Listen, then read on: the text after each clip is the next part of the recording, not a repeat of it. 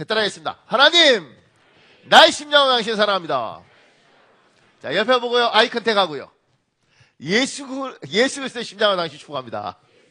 자, 반대편 보고요. 예수 그리스도의 심장을 당신 축복합니다. 고맙습니다. 우리 이달의 말씀하겠습니다. 하나님이 그들에게 복을 주시며 하나님이 그들에게 이르시되 생육하고 번성하여 땅에 충만하라. 땅을 정복하라. 바다의 물고기와 하늘의 새와 땅에 움직이는 모든 생물을 다스리라 하시니라. 창세기 1장 28절 말씀. 여호와 하나님 우리에게 복을 주옵소서. 우리 가족에게, 우리 교회에게, 우리 민족에게 복을 주옵소서. 생육하고 번성하며 땅에 충만하게 하옵소서. 땅을 정복하고 다스리게 하옵소서. 예수님의 이름으로 기도합니다. 아멘. 반드시 여러분의 선포대로 될 줄 믿습니다. 오늘 창세기 37장 1절에서 11절에서 제가 간략하게 밑에 설명을 붙였습니다. 읽어드리겠습니다. 창세기 12장부터 50장까지 4명의 중요 인물이 나옵니다. 아브라함, 이삭, 야곱, 그리고 요셉입니다. 오늘 창세기 37장은 요셉에 관한 이야기로 시작하고 있습니다. 요셉은 야곱의 12아들 중에 11번째 아들입니다. 성경은 그를 꿈꾸는 자라고 부릅니다. 결국 요셉은 그의 꿈대로 가나안 촌부의 아들에서 이집트 감옥의 죄수에서 이락 이집트의 2인자 총리 대신이 됩니다. 신데렐라와 같은 일이 요셉에게 일어난 것입니다. 성경은 이것에 대해 요셉에게 주신 하나님의 꿈이 성취된 것이라고 말합니다. 요셉이 17살 때 꿈을 꿉니다. 연거푸 2번 꿈을 꿉니다. 곡식단들이 다 일어나서 자기 곡식단에 절하는 것, 그리고 해와 달과 11변이 자기에게 절하는 그 꿈을 꿉니다. 성경의 2번은 하나님께서 반드시 이루시겠다는 거예요. 그리고 잠몽이 있지 않습니까? 그런데 영몽이 있습니다. 하나님이 영적으로 자기의 뜻을 계시하시는 거죠. 요셉은 이 2가지 꿈을 꿨습니다. 그리고 그 꿈이 17살에 꾸고 30살에 이루어집니다. 13년이 걸리죠. 이 부분에 대한 이야기를 제가 좀 하려고 합니다. 제가 큰 1번에 이렇게 적었습니다. 요셉이 꿈을 꾸고, 그리고 요셉이 다시 꿈을 꾸고. 작은 1번에 이렇게 적었습니다. 동물학자는 사람을 동물의 한 종류로 포함시킵니다. 동물학적 관점에서 보면 사람과 동물은 큰 차이가 없기 때문입니다. 그래서 우리가 원숭이에서 진화했다고 주장합니다. 그러나 사람과 동물은 분명한 차이가 있습니다. 여러분, 사람을 동물에 포함시키고 사람과 동물을 똑같다고 이야기하는 사람도 있습니다. 사람을 동물에 집어넣는 순간 인간은 특별하지 않습니다. 특별한 존재가 아닙니다. 그래서 사람은 죽어도 괜찮은 겁니다. 사람이 왜 존중받아야 되는가? 여러분이 왜 개보다 인격이 높아야 되고, 여러분이 왜 닭보다 소중한 존재가 되어야 되는가? 이 개 사랑하는 사람들 많잖아요. 이 개 말고, 바다개 말고, 멍멍멍, 이거 사랑하는 분들 많잖아요. 그분들이 이렇게 말을 해요. 개가 특별한 존재래. 그러면 개를 사랑하지 않는 사람이 이렇게 말해요.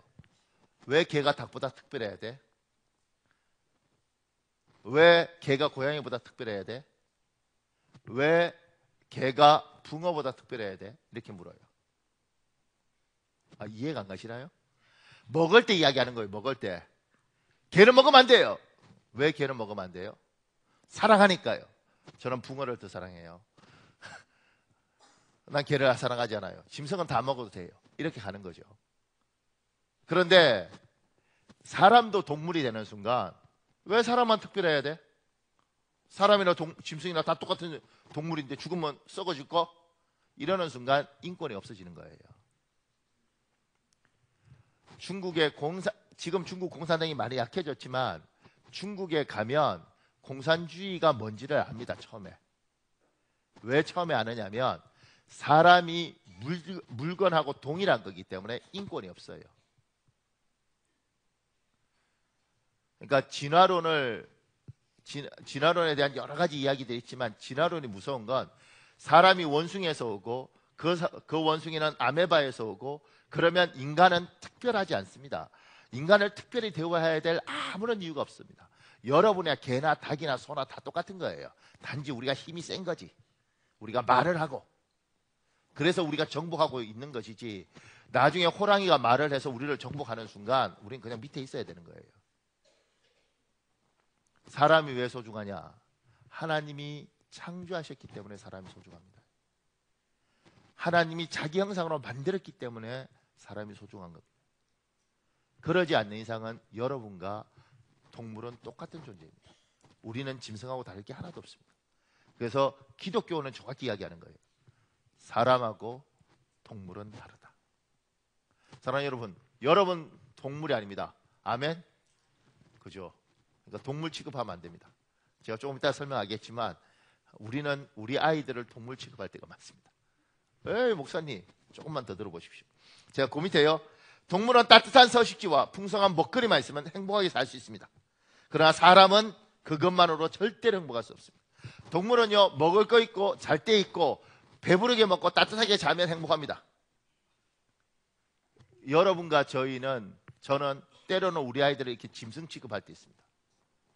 목사님 전 그런 적 없는데요. 보세요. 야 엄마가 따뜻한 집에서 먹을 거 시커 먹게 해주는데 뭐가 불만이야? 이 순간 이게 짐승이 되는 거예요. 이해 안 가십니까?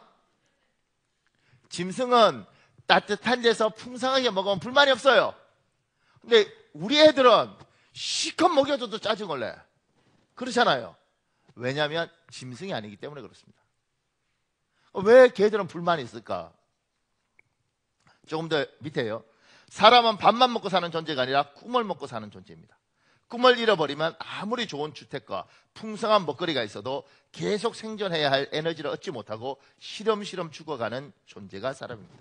사람은 이게 꿈이라 그러니까 헷갈릴 수 있는데 사람은 목표가 있어야 삽니다. 목적이 있어야 삽니다. 아무런 목적도 없고 아무런 목표도 없으면 인간은 폐인이 됩니다. 그러니까 술 한잔 먹고 그냥 인생 그냥 니나노 닐리리야 갑자기 왜 이게 나오지? 닐리리야 제가 이렇게 놀면 그게 재밌을 것 같지만 그게 페인으로 사는 거예요. 먹고 자고 뭐하지? 그래서 인간은 목적을 찾죠. 어떻게 찾아요? 맛있는 걸 찾아요. 그래서 미식가 아십니까? 맛있는 걸 찾아서 포항에 물회가 그렇게 맛있대. 여기서 5시간 운전해서 포항 가서 물회 먹고 올라오는 거예요. 왜요? 인생에 목적이 있어야 사는데 목적이 없으니까 목적을 만들어요. 그게 뭐냐면 물회를 먹어야 되는 거죠. 5시간.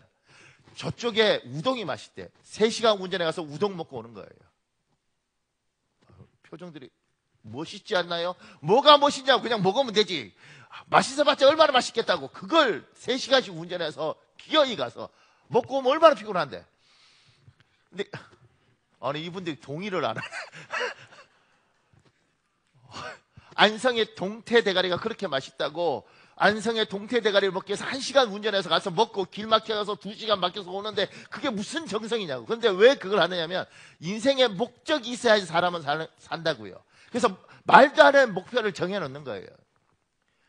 옛날에 김일성이란 북한의 주석이 혁명할 때 이밥에 고깃국이에요. 목표를 정해주는 거예요.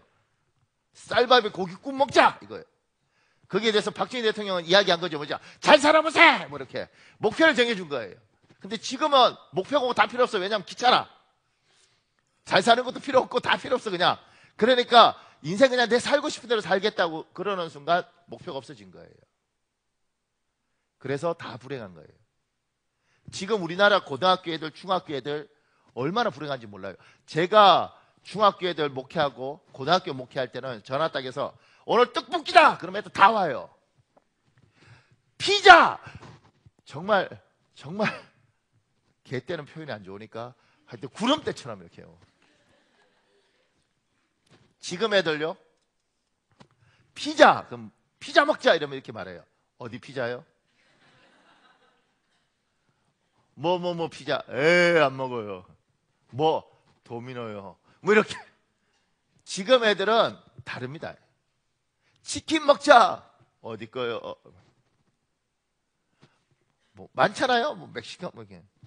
우리는 뭐 교촌 아니면 안 먹어요. 아주 그 기분 나쁘게 사주면서도 아주 기분 안 좋게. 왜냐하면 얘들은 그거 먹고도 감사가 없어요. 왜냐하면 인간은 이걸로 감사하고 이게 목표가 아닌 거죠. 이거 말고 뭔가 다른 게 필요한데 지금 애들은 너무 많은 걸 가져서 목표가 없고 많은 걸 가지고 있기 때문에 재밌는 게 없어요. 제가요 작년 10월에 말라위 아프리카 갔다 왔잖아요. 가장 가난한 나라. 거기 가서 재밌었던 것 중에 하나는 뭐냐면 이제 좀 힘든 마을을 가야 되니까 집차를 타고 갔어요. 그냥 이렇게 자가용은 이제 바닥이 긁혀서 안 되는 거예요. 그러니까 집차를 타고 가는데 집차 타고 산을 넘으면 산을 넘을 때마다 마을이 있어요. 더 놀라운 건 뭐냐면 산을 넘어서 딱 가는데 애들이 어디 있는지 애들이 차를 보잖아요. 그 순간 막 소리 지르면서 차를 쫓아와. 그럼 차가 가잖아요. 애들이 점점 많이 와서 몇백 명이 쫓아와 이렇게. 나는 내가요 아이돌인 줄 알았어요. 근데 막 이렇게 와요. 그리고 막 소리 지르고 막 와. 제가 쟤들이 왜 저러나. 그러니까 모든 동네가 그래요. 가만 생각해 보니까 저도 어릴 때 그랬어요. 윤영아 집사님 어렸을 때 안 그랬어요? 이분들이 뭘 하면 자기 다 어린 것처럼. 누구한테 물어야 될지 모르겠네. 김지현 집사님 안 그랬어? 우리 사람들이 제가 어렸을 때 저는 울산에 살았어요. 그래도 차가 귀했다고요. 왜냐면 자동차 안에만 차가 있는 거지. 근데 차가 이렇게 가면 차 보고 신기하니까 그냥 우리는 차가 지나가면 다 손 흔들었어요. 기억나요? 이분들이 나보다 형님들도 많잖아. 그러니까 차가 가면 우리 손 흔들고요. 오죽하면 그 옛날 소독차 이렇게 약품 막 부고 가면 그거 가면 그거 따라서 막 뛰잖아요. 그것도 제일 앞에 뛰는 애는 힘 제일 센 애가 뛰어요. 우리는 뒤에서 따라가야 된다 그렇게. 그 왜 그러냐면 볼 것도 없고 들을 것도 없으니까 그거에 너무 신기하고 막 이렇게 한 거예요. 그러면서 저런 거 한번 타봤으면 좋겠다 이런 꿈이 있는 거지. 말도 되지 않는 꿈이지만 저 차 따라가고 저 차 타보면 좋겠다 이게 꿈이었어요. 행복했어요. 지금은 애들이 아무 관심이 없어요. 뭐 먹을래? 싫어요. 이거 먹을래? 싫어요. 저거 갈래? 싫어요. 지금 애들은 그래요. 그러니까 애들이 인생이 재미가 하나도 없어요. 목표도 없고 꿈도 없고. 인간은 먹는 걸로 절대 만족이 되지 않습니다. 배고파도 힘이 들어도 의미 있는 일들을 하면 생기가 나고 목적 있고 목표가 있고 비전이 있고 이러면 힘이 나고요. 우리가 잘 먹고 잘 살아도 왜 사는지 잘 모르면 사람이 페인이 돼요. 그래서 부자들 중에 약 먹고 뭐 이렇게 하면서 죽는 사람들 많잖아요. 조금 더요. 잠언 29장 18절 여러분 읽으십시오. 시작.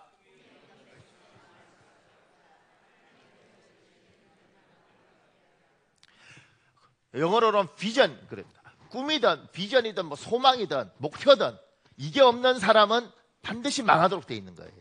죽도록 돼 있는 겁니다. 제가 그 밑에요. 꿈꾸지 않는 사람은 아무리 물리적 나이가 젊어도 이미 늙어버린 사람입니다.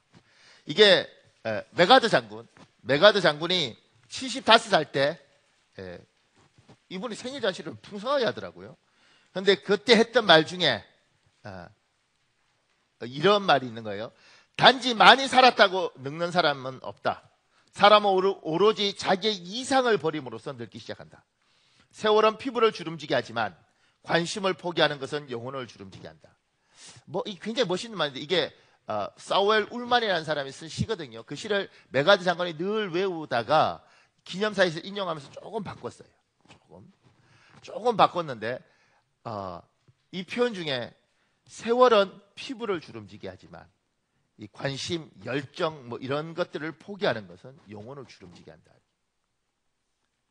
그러니까 늙었다고 나이 든다고 해서 사람이 늙은 게 아니라 자기 인생에 소망도 꿈도 없이 다 포기하고 그냥 이렇게 살다 죽는 거죠. 이게 늙은 거라는 거죠. 여러분에게 이 소망, 꿈 뭐 이런 것들이 있느냐는 거예요. 조금 더요. 그 밑에요. 사람만이 아니라 가정도, 교회도, 나라도 꿈이 없으면 망합니다. 그래서 성령 하나님이 우리에게 오셔서 가장 먼저 하시는 일이 꿈을 주시고 꿈을 꾸게 하시는 것입니다. 사도행전 2장 10절 있습니다. 여러분 읽으십시오. 시작.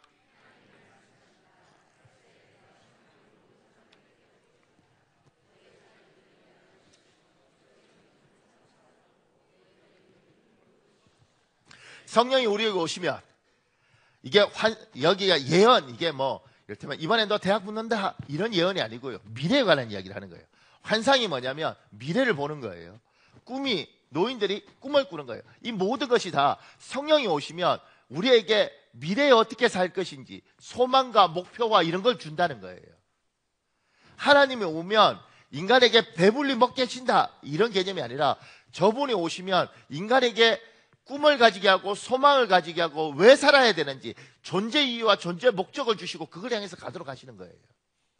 성령이 오셔서 가장 먼저 하시는 일이 이겁니다. 그 밑에요. 작은 2번에 제가 이렇게 적었습니다. 우리는 꿈, 비전, 소원, 소망과 욕망, 야심, 야망을 구분해야 됩니다. 꿈이라고 부르든 비전, 소망, 뭐라고 부르든지 간에 이거와 욕망, 야심, 야망 뭐라고 부르든지 간에 이거와 구분해야 됩니다. 이게 무슨 말이냐면요. 욕망은 나로부터 온 것입니다.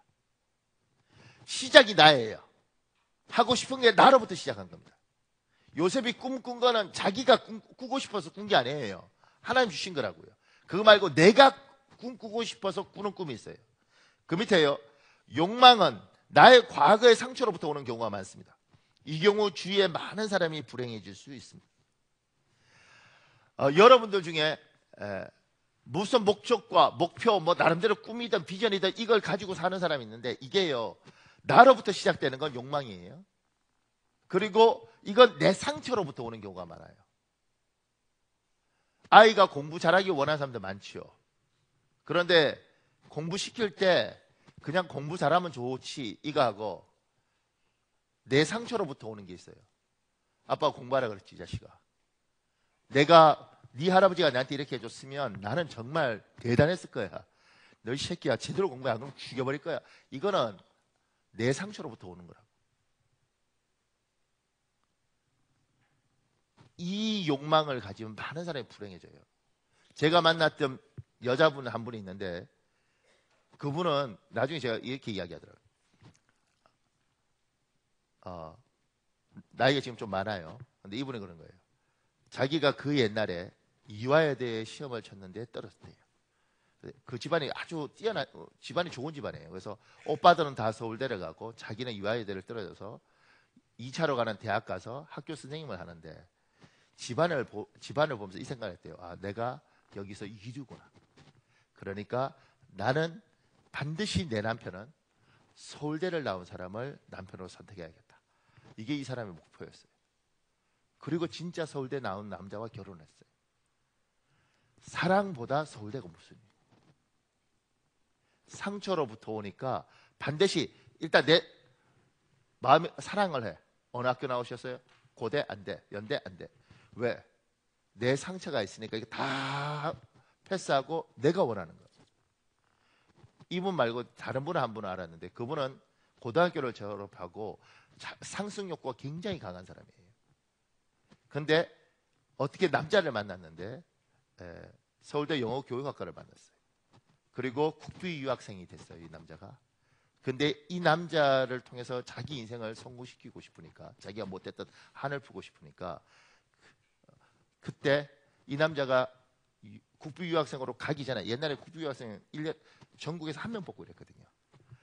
어떻게 해서든 그 남자 아이를 가졌어요. 그래서 이 사람이 떠났을 때 아이를 가졌다고 편지를 썼어요. 그리고 네 아이를 내가 낳았다는 거예요. 그래서 이 사람이 마치고 미국에 그냥 보통 있는 경우도 많은데 돌아왔어요. 이렇게 낳은 아이니까 이 아이가 인생이 행복하겠냐고요. 아버지가 볼 때는 늘 불만이 있는 아이고 엄마는 이 아이한테 설설 겨요. 왜냐하면 이걸 볼모로 이 남자를 잡았기 때문에. 아니 목사님 남의 집안 이야기를 어떻게 그러죠? 내가 이 집 과외했어. 내가 했으니까. 그러니까 이제 제가 이렇게 보면서 사랑해서 결혼하는 게 아니고 상처 막 이런 것들에 대해서 그걸 해소하기 위해서 이게 욕망이라고, 욕망. 그러니까 여러분과 제가 가지고 있는 꿈, 비전 뭐라고 포장하든지 간에 나로부터 시작했고 그 나로부터 시작한 것이 보통은 상처로부터 시작한 경우가 있다고. 그러면 많은 사람들이 불행해질 수 있습니다. 자, 그 밑에요. 꿈은 하나님으로부터 온 것입니다. 빌립보서 2장 13절에 있습니다. 여러분 읽으십시오. 시작.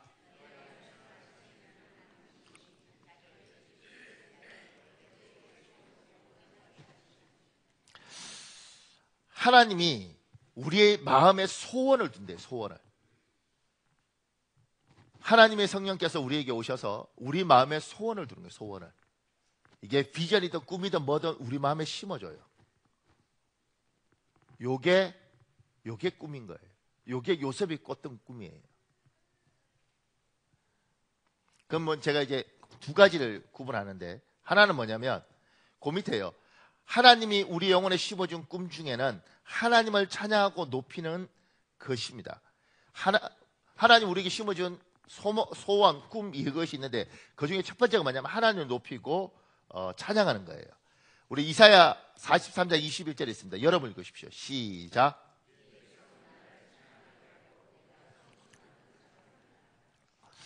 하나님이 우리에게 오셔서 우리에게 마음을 줘요. 어떤 거냐면 하나님을 섬기고 높이고 찬양할 마음을 주셔요. 이게 가장 기본적인 거예요. 근데 옛날에는 여기에서 머물렀어요. 그러니까 하나님이 오시면 하나님을 높이고 찬양하는 것이 인생의 첫 번째 목적인데, 첫 번째 목적이면 두 번째, 세 번째 목적이 있어야 될 거 아니에요. 그것이 아니라 첫 번째 목적이면서 only 이게 유일한 목적이 됐어요. 그래서 옛날에 신앙생활 하던 사람들은, 제가 처음에 전도사라고 가서 목회할 때는, 제가 신학대학원 졸업할 때는 한국 신학은 어떻게 가르쳤냐면 하나님을 믿었어요. 우리의 제일 목적은 하나님을 높이는 거야. 그러면 너는 뭐 할래? 하나님을 높여야 되니까 너 목사해. 너 뭐 할래? 선교사해. 너 뭐 할래? 찬양 가수해. 너 뭐 할래? 사모해. 이렇게 했어요. 그래서 은혜 받으면 다 신학교 집어넣어 버렸어요. 은혜 받으면 다 목사나 선교사로 보내버렸어요.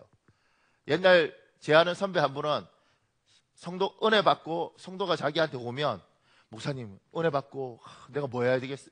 뭘 앞으로 어떻게 살아야 될까? 선교사가 선교사 이렇게 했다고. 지금도 은혜 받으면 목사님 혹시 저 목사가 돼야 될 것 같아요. 이렇게 저한테 그런 마음이 있으면 저한테 상담하러 오십시오. 그럼 제가 늘 이렇게 말하죠. 우리 어깨에 사람이 너무 많아. 경쟁률이 너무 심해. 절대. 제가 왜 그 이야기를 하느냐면 하나님 앞에 은혜 받고 은혜 갚는 게 목사, 찬양 가수, 선교사 이것밖에 없다고 생각하는 거예요. 하나님이 우리에게 하나님을 높일 마음을 주셨죠. 근데 목사로서 높이는 거하고 그 다음에 그냥 높이는 거하고 달라요. 어떤 애가 가수가 되고 싶대. 가수가. 노래 좋아하면 가수 하면 되는 건가요? 가수가 되면 노래를 좋아해도 불러야 되고 싫어해도 불러야 돼요. 이 차이 엄청난 겁니다. 이해가 안 가나요? 어떤 애가 개그맨이 됐어요. 자기는 사람이 웃기는 게 너무 좋아서 개그맨이 됐는데, 개그맨이 되어서 행사가 다 잡혀 있는데 어머니가 돌아가셨어요. 근데 어머니가 돌아가신 그날도 행사를 취소하면 배상금이 너무 많아서 가서 사람들을 막 웃겼대. 그러면서 생각했대. 내 엄마가 죽었는데 내가 지금 사람 웃기는 게 이게 직업이에요. 여러분은 은혜가 있으면 찬양하면 돼요. 나는 은혜가 없어도 찬양을 해야 돼. 여러분은 은혜가 있으면 교회 오고 열받으면 지금 어디 가서 낚시해도 돼. 나는 낚시하러 갈 수가 없어. 이게 직업이요. 하나님을 섬기는 것들은 여러분과 나에게 모두가 성령께서 오시면 주신 하나님의 마음이고, 그런데 직업으로 살아야 될 사람과 그렇지 않은 사람들을 구분할 필요가 있는 거예요. 저는 다시 태어나도 목사가 좋습니다. 왜냐하면 내가 딴 걸 해보려고 그랬는데 딴 게 적성이 안 맞아요. 나는 못을 쳐도 못이 안 들어가요, 벽에. 제가요, 그 공사판에 막일 같은 거, 그걸 한번 해본 적이 있어요. 뭐 특별한 게 아니고 제가 목사일 때 교회에서 교육과를 짓는 바람에 제가 부목사일 때 그래서 그걸 해봤거든요.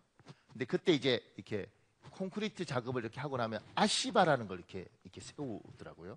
근데 그게 콘크리트 시멘트가 다 이렇게 굳어지면 그걸 다 빼더라고요. 근데 목사님들 일 잘하는 사람들 정말 일 잘해요. 제 후배들이 제가 그래도 그 교회에서 넘버 3였으니까 목사들 중에 선후배가 있잖아요. 막 일하는데 얼마나 잘하면 부목사님 중에 한 사람은 박 목사라는 그분은요 갑자기 도구를 하나 또 오더니만 촥 차는데 여기에 망치 뭐 이런 거 다 달려있고 그러더라고. 제가 와 굉장하다 이렇게 생각해요. 근데 저는요 이거 뭐 이게 빼서 이거 옮긴대요. 빼서 옮기다가 툭 이랬는데 갑자기 뻑 소리가 나는 거예요. 보니까 우리 제 후배 정상일 목사가 머리를 잡고 막 선배님 머리 깨져요. 이게 왜냐면 이게 중심을 잘 잡아야 될 텐데 뭐 내가 그런 거 알아요. 이렇게 휙 하니까 잘못하면 목사 하나 보낼 뻔했어요. 그리고 이제 그 친구들이 그러더라고. 일하지 말고 가라고 제발.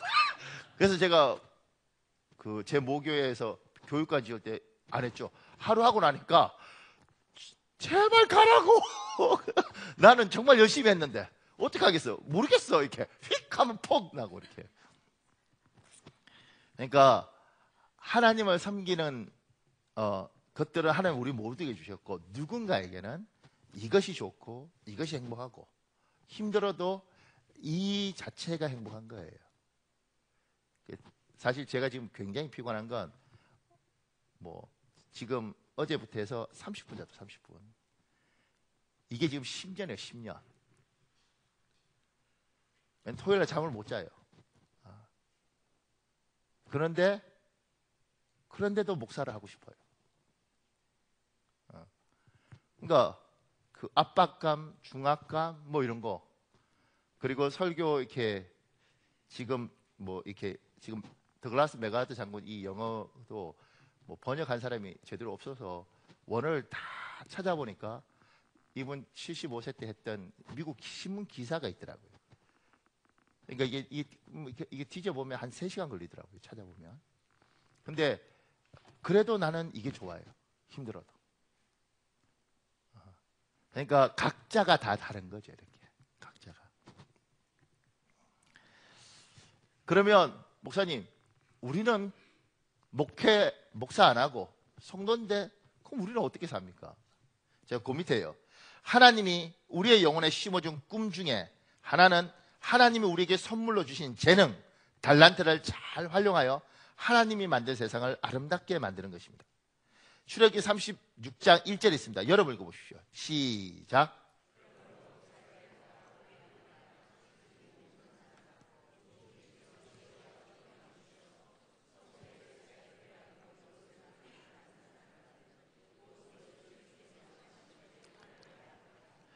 부살렐이라는 사람도 있고 오홀리압도 있고 기술이 있는 모든 사람이 있어요. 이 사람들이 뭐라냐면 모세도 있고 아론도 있고 미리암도 있어요.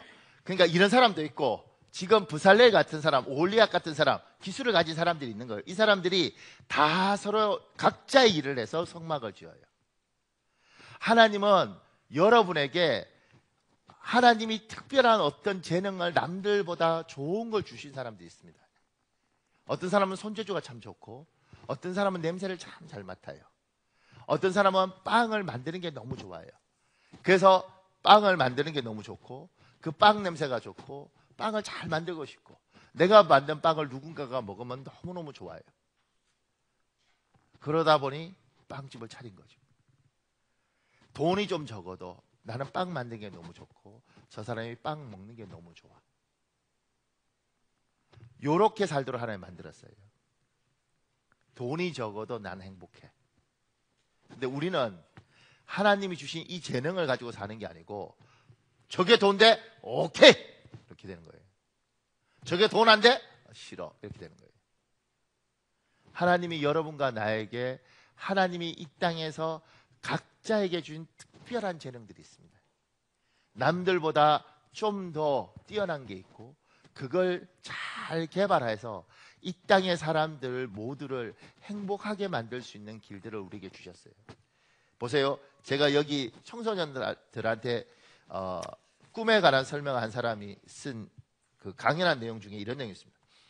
꿈의 시작점을 보면 어린 시절 꿈에 대해 정의했던 가장 큰 질문이 있어요. 뭘까요? 그렇죠. 우리는 커서 뭐가 되고 싶니? 라는 질문을 계속 받고 자라왔습니다. 그런 질문을 받으면 사실 직업으로밖에 귀결될 수 없어요. 어린 시절부터 직업으로 얘기하는 훈련을 하는 거죠. 내 꿈이 뭐냐고 물으면 과학자, 대통령, 가수 뭐 이런 식으로만 얘기하게 되는 거예요. 그래서 쉽게 좌절하고 꿈의 본질을 잃게 되는 경우가 굉장히 많아요. 원래 생각한 직업을 갖지 못하면 꿈이 꺾인 것 같고 그런 상태가 계속되는 거예요.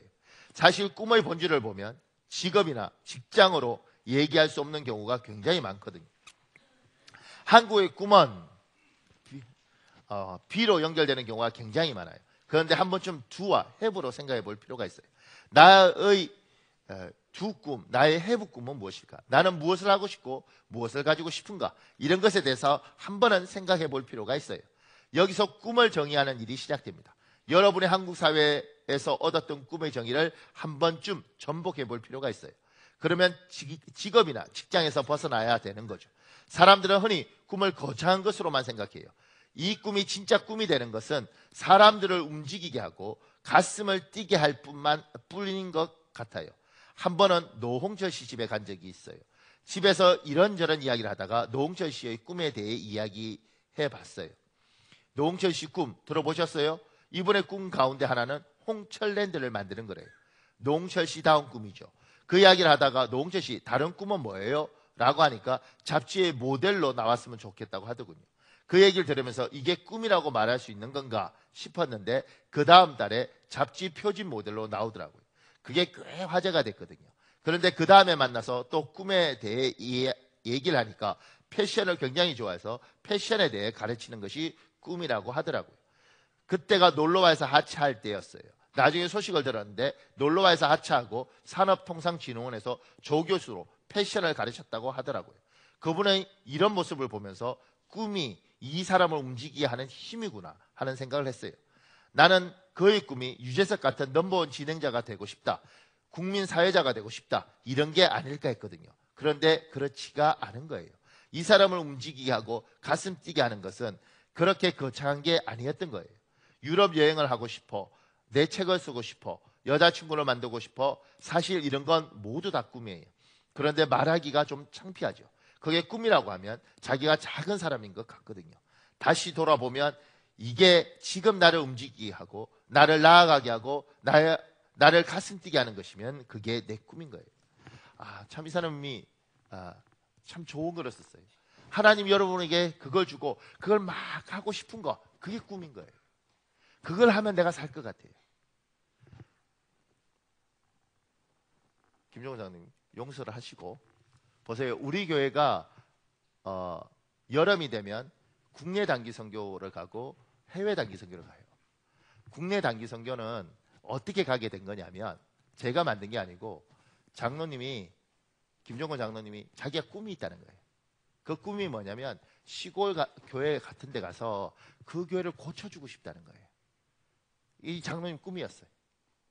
그런데 이제 우리 교회가 이렇게 하나님의 복을 많이 주시면서 우리가 은혜 받는 교회, 은혜 갚는 교회잖아요. 은혜를 갚아야 되는데 어떻게 할까? 그러다가 마침 국내에서 좀 도와야 될 교회가 우리 교단에 있는 거예요. 그래서 장로님이 가진 그 꿈과 여러분이 헌금한 재정을 가지고 가서 이제 재작년부터 돕기 시작을 한 거죠. 그러니까 그 돕고 나니까 그 교회가 살았어요. 근데 우리가 뭐 엄청난 돈이 있고 뭐 이런 것도 아니잖아요.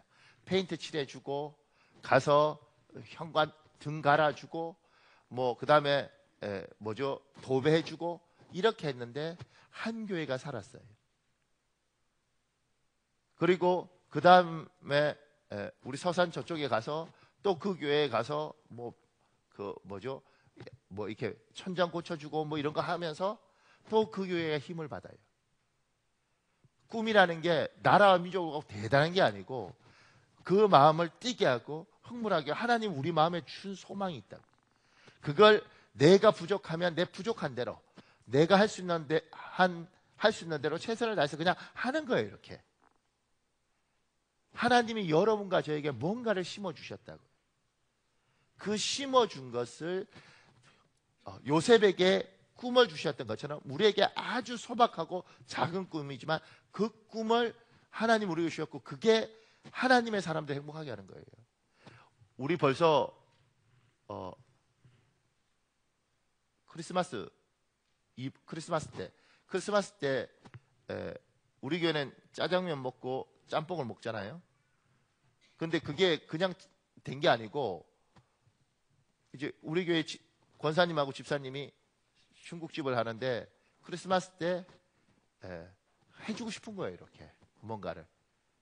그래서 기계 떼고 그 주방장님이 교회를 오지 않는데 크리스마스 때만 오는 거죠. 왜냐하면 짜장면 해주려고.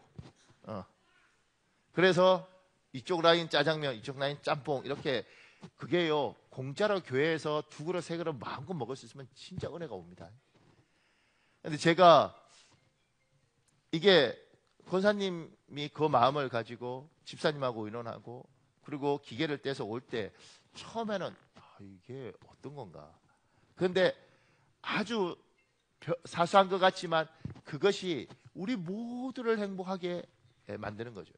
제가 요 말하기가 좀 곤란한 건 뭐냐면 그러면 내년에도 떼와야 될 거 아니야. 그래서 내가 할까 말까 고민스러운 거지.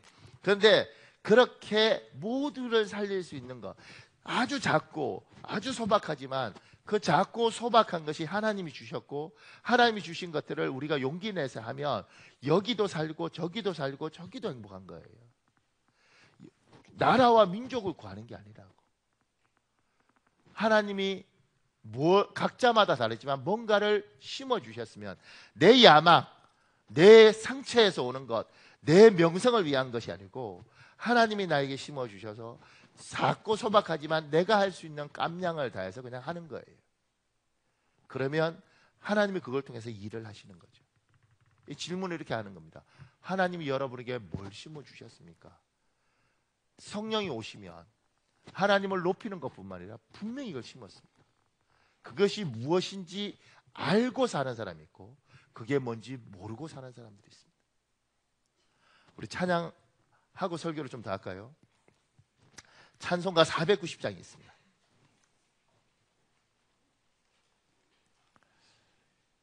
여기에 꿈에 관한 구절이 나와요. 그래서 같이 한번 찬송하고 제가 설교 좀 더 하겠습니다.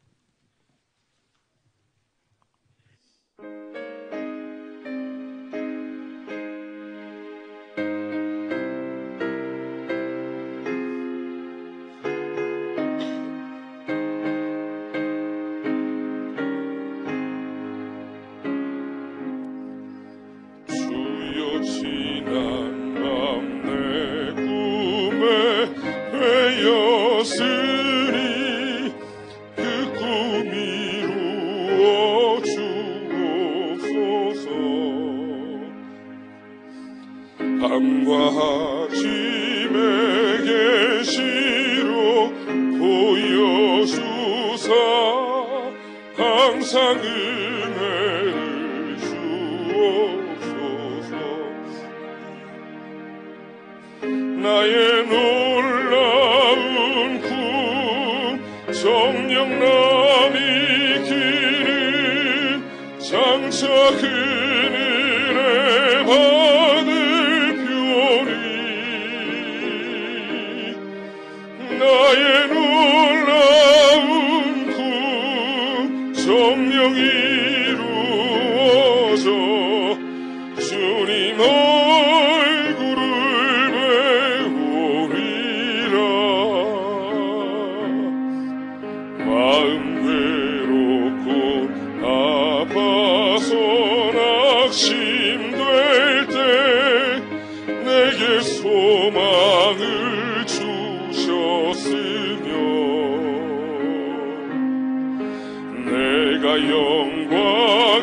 주님을 바라보니 앞길 환하게 보이도다. 나의 놀라운 꿈 정녕 남이기를 장차 그늘에 받을 벼니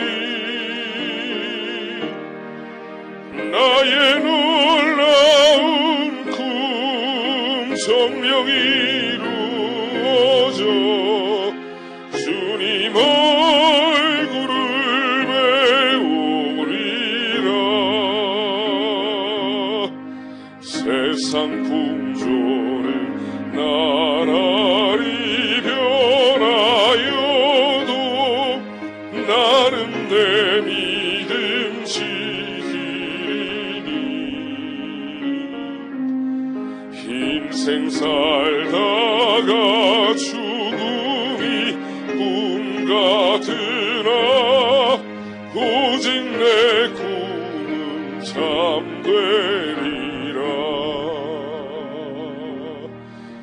나의 놀라운 꿈 정녕 남이 기는 장차 그늘에 받을 벼니 나의 놀라운 꿈 정녕 이루어져 주님 얼굴을 배우리라.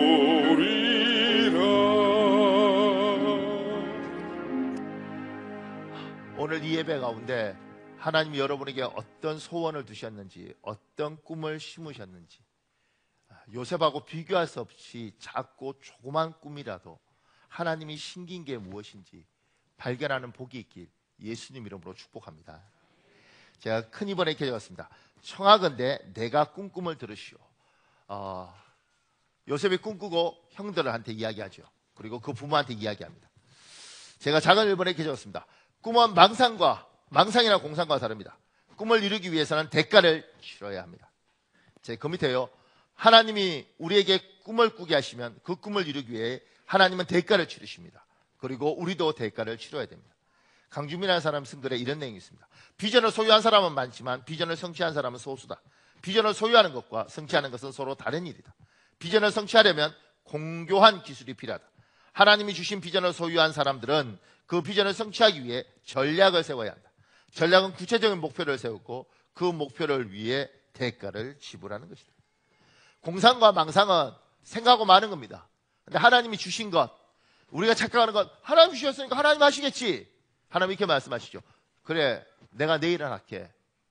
근데 너의 일은 네가 해야 되지 않겠냐. 내가 내 몫을 할 테니까 너는 너의 몫을 해야 되지 않겠냐. 요셉한테 하나님 꿈을 주셨어요. 그럼 알아서 해주셔야 되는데 요셉은 대가를 치렀습니다. 13년을 고통 속에 살았습니다. 13년 중에 노예로 팔려가기도 하고 감옥의 죄수로 살기도 하고 모함도 당했습니다. 하나님이 주신 꿈임에도 불구하고 대가를 치러야 됩니다. 망상과 공상은 생각하고 말지만 하나님이 여러분에게 뭘 심었든 그 심은 것에 대해서는 대가를 치러야지 이루어지는 겁니다. 하나님이 주셨으니 하나님 이루실 겁니다. 하나님이 이렇게 말씀하시는 거예요. 내가 내일 하겠다. 나는 나의 대가를 치르겠다. 근데 너는 너의 대가를 치러라. 조금 밑에요. 하나님이 우리에게 주신 꿈을 이루기 위해서 우리가 치러야 할 대가 중에 기도가 있습니다. 사랑하는 여러분, 세상은 기도에 대해서 대가라고 생각하지 않습니다. 그런데 영적인 세계에서는 반드시 기도의 능력이 필요합니다. 보십시오. 어떤 사람은 밤늦게 와서 1시간씩 기도하고 새벽에 30분씩 기도하고 때로는 낮에 와서 1시간 반씩 기도하고 하나님이 기도하라고 하셔서 그 기도의 대가를 치릅니다. 근데 누군가는 기도하지 않습니다. 공평하신 하나님이면, 정의로우신 하나님이면 기도한 사람과 기도하는 사람을 동일하게 취급하면 안 되지 않겠습니까? 영적인 사람들은 기도의 대가도 치러야 되는 거예요. 정필도라는 사람이 쓴 글에 이런 내용이 있습니다. 1969년 강도사 고시를 앞두고 있을 때였다. 당시 내 주위에는 강도사 고시 준비를 위해 교회에서 휴가를 받아 아예 도서관에 사는 전도사도 있었다. 그러나 이상하게도 나는 전혀 준비를 하지 않고 교회 일에만 전념하고 있었다. 그리고 내 마음속에는 이런 의문들이 맴돌았다. 강도사가 고시에 합격하면 목사가 될 터인데 내가 과연 목사가 될 자격이 있을까? 평생 주님만을 위해서 산다는 것이 꼭 목사가 되어야만 가능한 일일까? 평신도가 되어도 얼마든지 주님을 위해서 살 수 있는 것이 아닌가? 이런 생각이 들자 내가 목사가 되는 것에 대해 주님으로부터 확답을 얻고 싶었다. 그래서 청계산에 올라가 금식하며 기도하기 시작했다. 말씀 한마디만 해주십시오. 제가 꼭 목사가 되어야 합니까? 월요일부터 금식은 시작되었고 나는 솔직하게 내 마음을 하나님께 아뢰었다. 아버지, 제 생각에는 차라리 평신도로 주를 위해 사는 게 나을 것 같습니다. 이런 제가 꼭 목사가 되어야 할까요? 주님은 제가 정말 목사가 되기를 원하십니까? 산에 올라 월요일부터 기도하기 시작하는데 목요일이 되도록 아무런 응답이 없었다. 더구나 목요일에는 비까지 내리기 시작했다. 할 수 없이 우산을 받쳐 들고 기도했다. 그렇게 기도하다가 문득 우산 들고 기도하는 내 모습이 한심스럽게 느껴졌다. 소명을 확인하기 위해 금식하며 기도하는 마당에 비 좀 안 맞겠다고 우산을 받쳐 들고 있는 모습이라니. 스스로의 모습이 부끄러워 얼른 우산을 팽개쳤다. 쏟아지는 비를 맞으며 바위 위에서 무릎을 꿇고 간절히 기도하기 시작한 지 얼마 안 되었을 때 하나님의 분명한 음성이 들려왔다. 목사가 되라는 것이었다. 이때의 기쁨을 뭐라 표현할 수 있을까? 할렐루야, 할렐루야, 감사합니다, 목사가 되겠습니다. 이렇게 응답받고 하산하는 내 발걸음은 뛸 듯이 가벼웠다. 이후에 내 목회 길은 언제나 주님께서 앞서 행하시며 인도하셨다.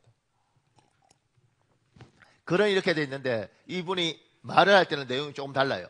어떤 내용이 덧붙여져 있냐면 이분이 목사가 되기 전에 선배들을 보니까 목회를 하다가 막 무너지시는 거예요. 마지막에 타락도 하시고 겁이 나더라는 거예요. 그래서 목사가 되는 길로 가는 이 강도사 때 시험 때 이 청계산에 올라간 거예요. 그래서 하나님 앞에 약속을 받은 거죠. 하나님, 내가 타락할 것 같으면 아예 목사를 만들지 마시고 나에게 목사하라 그러시면 끝까지 시켜주십시오. 그 기도를 한 거예요. 그리고 그 기도에 대한 응답을 받은 겁니다. 우리는 기도에 대한 대가를 치러야 됩니다. 그 기도에 대한 어머니가 대가를 치르든 내가 직접 치르든 사랑하는 내 가족이 대가를 치르든 누군가가 기도하는 대가를 치러야 됩니다. 하나님이 기도할 부담을 주시면 순종하시고 기도의 대가를 치르시길 예수님 이름으로 축복합니다. 제가 2번에 이렇게 적었습니다. 꿈은 입술로 떠벌리기보다 글자로 문장으로 정리해야 합니다. 언제든지 볼 수 있도록 기록해야 됩니다. 그 밑에 맥스웰이라는 사람이 쓴 글 중에 이런 내용이 있습니다. 연구에 의하면 우리 중에 약 95%의 사람은 인생에서 자기의 목표를 한 번도 글로 기록한 적이 없으며 글로 기록한 적이 있는 5%의 사람들 중 95%가 자신의 목표를 성취했다. 1953년 예일대 졸업생 중 3%만 구체적인 인생의 목표를 글로 썼다. 1975년에 조사해보니 인생의 목표를 글로 쓴 3%의 학생들은 나머지 97%의 학생들을 모두 합친 것보다 목표를 더 많이 달성했다. 지금 요새 꿈꾸잖아요. 꿈꾸고 말로 그냥 떠들어 버려요. 꿈은 말로 이렇게 뭐 새기는 것도 중요하지만 떠들어 버리는 것이 아니고 글로 내가 어떤 꿈을 꾸는지 정확히 적어보는 겁니다. 이제 시인이 되려고 그러면 시를 쓰잖아요. 근데 어떤 시상이 딱 떠오르잖아요. 그러면 엄청난 시가 나올 것 같아요. 적어보잖아요. 한심합니다. 이게요, 구체화되면 생각할 게 참 많습니다. 말로 잘하지만 글로 한번 적어보시고, 대표기도도요, 나와서 그냥 하시는, 기도 많이 하시는 분들 그냥 하시거든요. 그렇게 해서 놓아두면 20분도 기도하실 수 있습니다. 그런데 글로 한번 써보라 그러면 참 답답해 하십니다. 이게 달라요. 여러분에게 하나님께서 꿈을 주셨으면 요셉처럼 떠버리면 안 되고 적어보라는 거죠. 차분하게. 하나님이 나에게 주신 꿈이 뭔지, 어떤 것인지. 제가 그 밑에요. 자기의 꿈을 글자로 잘 정리한 것을 우리는 사명선언문이라고 부릅니다. 목회자는 목회자의 사명선언문이 있습니다. 아버지는 아버지의 사명선언문이 있습니다. 주일학교 교사는 교사로서 사명선언문이 있습니다. 며느리는 며느리로서 사명선언문이 있습니다. 이렇게 쭉 쓰고 싶었어요. 기독교는 기독교인으로서 사명선언문이 있습니다. 이 김성문이라는 분이 이 아버지 학교 하는 분이거든요. 이분이 아버지 사명선언문을 어떤 사람이 쓴 걸 이 책이 가져왔어요. 보세요. 하나님 앞으로 저는 이렇게 살겠습니다. 이제 나는 하나님 앞에 이렇게 살겠습니다라고 고백합니다. 가정을 나의 일보다 우선하겠습니다. 이 세상에서 가장 사랑해야 할 사람은 아내이고 이 세상에서 가장 지켜줘야 할 사람은 나의 딸과 아들임을 명심하겠습니다. 세상의 일은 내가 없어도 가능하지만 내 가정은 나만이 지킬 수 있고 그 누구도 대신할 수 없음을 깨달았습니다. 남편으로서 아버지로서 그 소명을 다하고 최선을 다하겠습니다. 퇴근할 때는 항상 웃고 아내의 말에 귀 기울이고 들어줄 줄 알며 아내를 칭찬하고 이부자리 정리와 설거지와 청소라도 도와주고 짜증내지 않을 것이며 성적인 순결을 지키고 말로서 상처 주지 않도록 하겠습니다. 또 자녀와 항상 놀아줄 줄 알고 칭찬하고 격려함으로 다이르고 모든 일을 시키기에 앞서 내가 본이 되도록 하여 자녀들에게 항상 지표가 되고 자부심이 되는 아버지로 거듭나겠습니다. 가정이 곧 교임을 알았습니다. 작은 교회 역할을 다하도록 노력하겠습니다. 주님, 제가 아버지입니다. 제가 아버지입니다. 제가 아버지입니다. 아버지들 부담스럽겠다. 나는 어머니입니다. 그거 찾아봤는데 못 찾았어요. 근데 보세요. 이 사람이 하나님이 자기에게 주신 아버지의 소명, 아버지에 대해서 사명선언문을 써보고 나면 생각이 참 많아지는 겁니다. 하나님이 여러분에게 어떤 꿈을 줬는지 잘 모르겠습니다. 그런데 최소한 우리에게는 기독교인으로서 어떻게 살아야 될지, 아버지가 된 사람은 아버지로서 어떻게 살아야 될지, 남편은 남편으로 어떻게 살아야 될지, 주일학교 선생은 주일학교 선생으로 어떻게 살아야 될지를 돌아보면서 적을 필요가 있죠.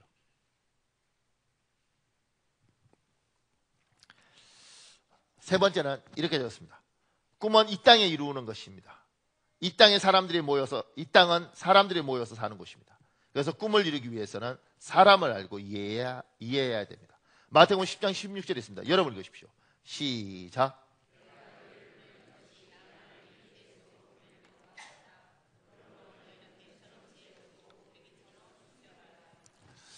지금 하나님이 우리에게 넌 양이다 이거예요. 그리고 너희가 사는 이 세상은 이리떼가 산다는 거예요. 여러분과 저는 이리떼 속에 사는 겁니다. 우리들 중에도 잘 보면 양인데 이빨을 보면 그 이리 수준의 이빨들이 있습니다. 네. 지금 요셉이 마음이 아픈 건 17살짜리가 뭘 알겠어요? 꿈 꿨어요. 순전하죠. 하나님이 준 꿈이에요. 사람을 이해 못해. 그러니까 형들한테 순진하니까 형들 앞에 그다음 아버지 앞에 쭉 이야기를 하는 거죠. 아버지는 괜찮다 칩시다. 형들은 사랑하는 여러분 생각을 해보십시오. 내 동생이 와서 이야기하는 거예요. 형이 나한테 절한대. 그리고 날 섬긴대. 어떤 형이 웃으면서 우리 동생 할렐루야 이러겠냐고. 너 화장실 뒤로 따라와. 뭐 이렇게 가는 거잖아요. 지금 이 친구가 순전한데 형들 10명을 자기한테서 왼수로 등 돌리게 만든 거예요. 하나님 우리에게 비전을 줘요. 꿈을 줘요. 하나님 신겨요. 근데 이 땅에서 이루어야 되니까 이 땅에서 하나님이 얘야 뱀처럼 지혜로워라. 비둘기처럼 순결하라 이렇게 이야기하는 거예요. 이 땅이 얼마나 간악한데 이 간악한 곳에서 얘야 네가 지혜가 있어야 되고 사람을 배워라 이렇게 이야기하는 거예요. 하나님 이건 하나님 앞에 정직한 겁니다. 제가 하나님 앞에 하나님 정말 제가 하나님 사랑합니다. 그래서 하나님이 저한테 분명히 이렇게 말씀하셨어요. 네가 내 사랑하는 거 안다. 내가 인정해 줄게. 제가 인정받은 사람이에요. 착각일 수도 있지만 진짜예요. 그리고 하나님 이렇게 말씀하셨어요. 사람을 알아라 얘야. 넌 목사할 사람이니까 사람을 알아. 전 그때 절대 이해 못했어요. 이게 무슨 말인지요. 아니 목사가 하나님 사랑하면 되지 왜 사람을 알아야 되냐고. 옛날에 우리 교회에 이런 일이 있었습니다. 우리 교회는 아닌데 제 방을 두드리고 왔어요. 그러면서 자기가 저쪽 어디 교회인인데, 교회를 안 밝히더라고. 어디 교인인데 우리 교회가 좋아서 이렇게 몇 번 이렇게 왔는데 목사님한테 상담할 게 있다 이러더라고요. 그래서 이렇게 이야기를 하는 거예요. 이렇게 쭉 하는데 돈을 빌려줬는데 돈이 떼었다는 거예요. 돈이 떼었다고. 가만 들으면서 아니 자기 교회가 있는데 나한테 왜 이런 말을 하나. 그러니까 이제 목회는 윤리가 있잖아요, 그죠? 그래서 제가 저기 집사님, 아니 교회가 있으면 담임 목사님하고 이야기해야지. 뭐 우리 교회에서 은혜 받는 건 괜찮다 치더라도 그래도 내하고 이런 걸 상담하면 안 되지 않겠냐. 이분이 갑자기 목사님도 똑같은 사람이 뭐 이런 식으로 예? 하여튼 목사들은 다 그래요. 뭐 이렇게 그러면서 성도를 외면하고 뭐 이렇게 귀찮아서 이렇게 미는 것처럼 이야기하더라고요. 또 그때까지 이게 한 5, 6년 된 거라서 또 내가 순진해서 또 이 상처 많은 영혼인가 보다. 근데 당신 교회가 있지 않느냐. 그러니까 교회 안 간 지가 얼마나 오래됐는데 이러더라고. 그래서 교회도 없고 그럼 내가 그럼 뭘 도와주면 되냐 이러니까 이제 그 돈 뭐 이렇게 이야기해서 그래서 제가 그러면 우리가 이렇게 아는 변호사가 있는데 변호사를 소개시켜 주겠다. 그러니까 저는 뭐 자기는 뭐 겁나서 혼자 못 간다 그래서 우리 부목사님 붙였어요. 그래서 우리 부목사님 운전해서 그 변호사 만나기로 해줬어요. 만나도록 해주고 상담 다 끝날 때까지 있다가 왔어요. 그런데 그 다음에 또 가야 되는데 막 자기는 가슴이 떨려서 못 간대. 막 또 다시 우리 부목사님 붙여서 또 갔어요. 이게 이제 저도 너무 순진한 거죠. 이렇게 그래도 뭐 하여튼간 하나님의 백성이니까. 근데 이 사람이 이제 거기에서 고소하기 위해서 뭐 카톡이나 뭐 이런 것도 다 찍어놨대요. 근데 그게 프린트해야 된다고 그러면서 우리 교회에서 막 하여튼간 뭐 한 50장 가까이 프린트를 막 하더라고 이렇게. 그래도 안 됐으니까 그렇게 뭐 하여튼 그렇게 해서 이제 어쨌든 도와줬어요 이렇게. 그러다 재판에 이겼어요. 그 재판에 이기는 동안은 뭐 간간히 이제 주일날 안 오더라도 토요일이고 뭐 이렇게 토요일에 금요일이든 한 번씩 왔거든요. 그래서 이 사람은 어떨 땐 주일날 왔다가 어떨 때는 안 오다가 뭐 그래도 우리는 구체적이고 사생활을 잘 안 물으니까 이렇게 했어요. 그래서 재판에 이겼어요. 그래서 아유 잘 됐습니다. 이제 돈 받으시겠네요. 그리고 이제 우리 부목사님들하고 야 우리 그만하자 너무 힘들다. 우리가 뭐 기도해주고 이런 것도 아니고 이게 그 뭐가 옳은지 그리고 이제 쫓아다녀 보니까 이제 좀 꼭 이렇게 좀 안 예쁜 부분이 좀 있는 것 같다 이런 생각을 이제 우리 목사님이 하는 거예요. 그래도 뭐 어쨌든 요만큼 더 하시는 이제 그만해 우리 다 이겼으니까 알아서 하겠지 이제. 그리고 이제 이렇게 안 오셨어요. 그래서 뭐 자기 교회 돌아갔는가 보다 이렇게 생각했어요. 근데 이게 법정에서 그렇게 이겨도 돈을 받는 게 아니더군요. 돈 줘라 이러는데 나 없다 그러면 못 받는 거로 두고. 이분이 이제 그걸 겪었어요. 이제 법에서 판사가 줘라 그런데 이분이 거기서 나 없다 이렇게 하니까 못 받았어요. 이분이 전화 왔어요. 그 사람이 돈을 안 준대. 내가 나보고 어떡하라고. 돈을 받아달래. 진짜예요. 돈을 받아달래. 그럼 제가 아니 우리가 목사고 집사님 도와달라고 해서 이렇게 했는데 우리가 돈 받아주는 거 그걸 어떻게 우리가 받아주겠냐. 법이 하는 거지. 그러니까 막 그 사람이 변하더라고요. 목사님이 이겨서 돈 받을 수 있다 그래서 내가 변호사 비용 치고 다 이렇게 한 거라고 막 이렇게.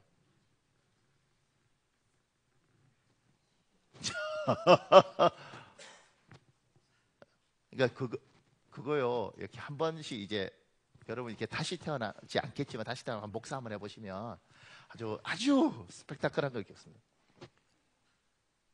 그리고 더 놀란 건 막 우는 거예요 전화로.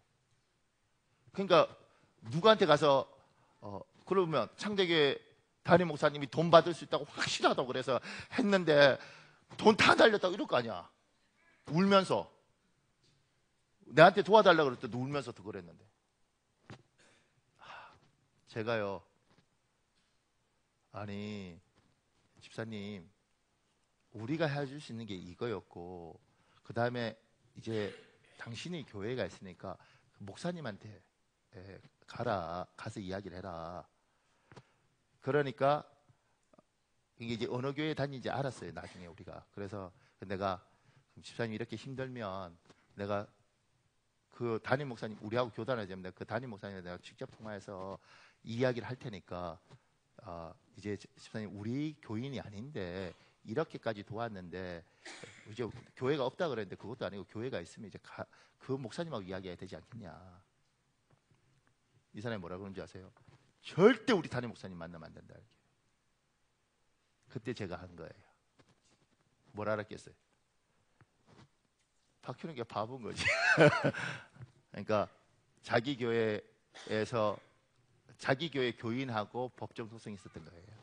그런데 원래 다녔던 사람. 그러니까 여기 와서 우리 통해서 순진하니까 하고, 그리고 다 끝나니까 이제 자기 교회 돌아가고, 자기 교회 담임 목사님 모르도록 자기는 그렇게 생각하는가 보죠. 이제 우리가 그걸 겪고 나니까 어떻게 되느냐면 누군가를 도와야 된다는 것에 대한 두려움이 생기기 시작하는 거예요. 그러니까 목사는 누구든지 도와야 된다고 생각을 하잖아요, 그죠? 누구든지 도와야 된다고 생각하는 사람이 누구든지 돕는 것에 대해서 겁도 나고 생각도 하고, 이거 진짜 해야 되나? 이렇게 되더라고. 여러분과 제가 사는 것은 그분이 이리때라는 게 아니고 이리때 같은 이 세상에서 하나님의 사람이 산다고요. 하나님이 우리에게 꿈을 주셨어요. 그 꿈을 그 사람들하고 다퉈가면서 살아야 된다고. 나는 깨끗해. 내가 아무리 깨끗하다고 이야기한다 그러더라도 그 말들을 안 믿어주고 왜곡하고 뒤틀어버리면 꼼짝없이 당하는 거예요.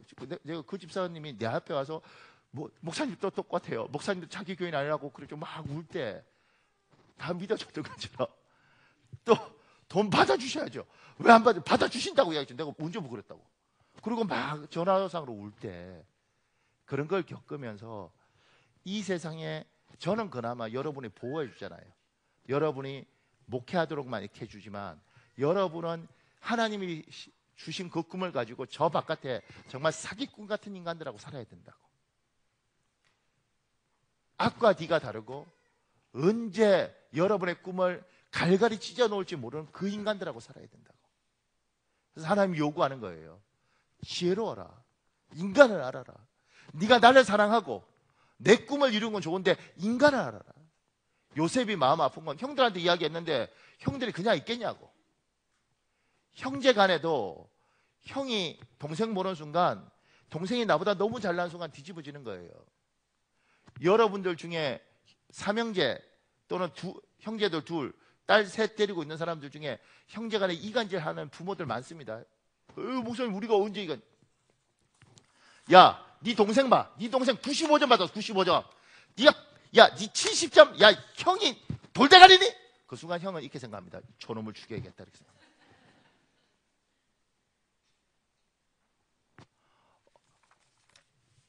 큰딸이 사위를 데려왔어. 그래. 회사 다니고 그래. 사람 좋아 보이네. 둘째가 데려왔는데 의사야? 어디? 현대 와서 우리 사위! 그 순간 언니가 생각하는 거죠. 저것들을 죽여. 사람은 질투와 인간의 이런 속이 있기 때문에 하나님의 사람들이 하나님 이야기하는 거예요.